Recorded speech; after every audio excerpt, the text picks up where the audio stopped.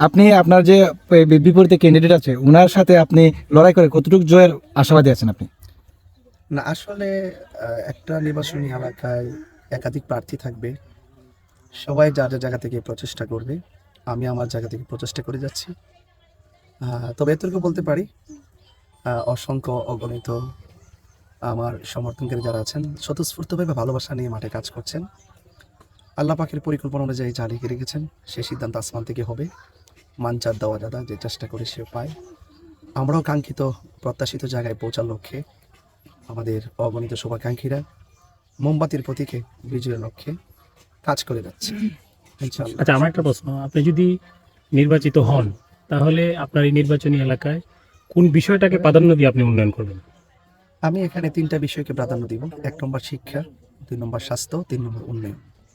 শিক্ষা, স্বাস্থ্য, উন্নয়ন এই 3টা বিষয়কে আগলে ধরে আমি কাজ করব এবং বিশেষ করে আমাদের চোরারঘাট মাধবপুর যে ভৌগোলিক এরিয়াতে যে চা শ্রমিক যারা রয়েছে তাদের যে নিদারুণ কষ্ট ক্লেশ আছে সেগুলোকে দূরীভূত করার জন্য আমি সচেষ্ট কাজ করব এবং পাশাপাশি চা শ্রমিকদের শিক্ষার উন্নয়ন এবং তাদের মধ্যে যারা এসএসসি পাস করে ইন্টার পাস করে একটু শিক্ষিত মিডল টার্ম পর্যন্ত যায় তাদের জন্য কর্মসংস্থানের ব্যবস্থা করব এবং পাশাপাশি আমি চাই চোরারঘাট মাধবপুর সবাই মানুষ, সবাই যেন সুখে শান্তিতে সমৃদ্ধশালী হয়, সবাই যেন ঐক্যবদ্ধ থেকে যেন তারা বসবাস করতে পারে এবং প্রত্যেকটা মানুষের মেহনতি মানুষের এবং চা শ্রমিকদের যিনি দারুণ কষ্ট আছে সে কষ্টের যে কণ্ঠের আওয়াজ আছে সেই কণ্ঠের আওয়াজকে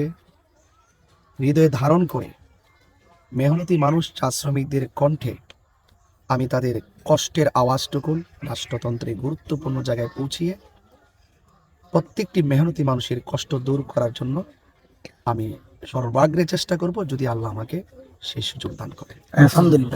সুষ্ঠু নির্বাচন নিয়ে আপনি কতটুকু আশাবাদী আছেন? দেখুন, আমি বারবার বলেছি লেভেল প্লেইং ফিল্ড যেন অবশ্যই নির্বাচন কমিশন নিশ্চিত করে। যদি লেভেল প্লেইং ফিল্ড যদি নিশ্চিত না থাকে তাহলে জনগণের যে নির্বাচন যে আকাঙ্ক্ষা সেই আকাঙ্ক্ষা যে রুট ম্যাপ আছে সেই রুট ম্যাপ ব্যাহত হবে।